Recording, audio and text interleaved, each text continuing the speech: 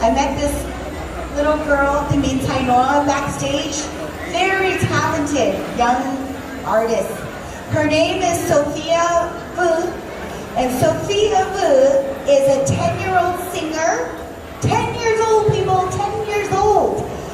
Songwriter, dancer, actress, and model from Los Angeles. Is anyone here from Los Angeles? Nobody here? Everyone's from Fresno? Okay, Sophia wrote and released her first single called Summertime at 8 years old, and her song is available on all streaming platforms right now. So Sophia has performed at various festivals throughout California, LA city events, and private events. So let's welcome Miss Sophia Vue to the stage. Let's give her, come on, make some noise for her. How's everyone doing today?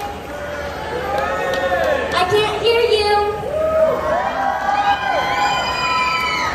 My name is Sophia Vue, and I know most of you guys know this song, so I want you to sing along.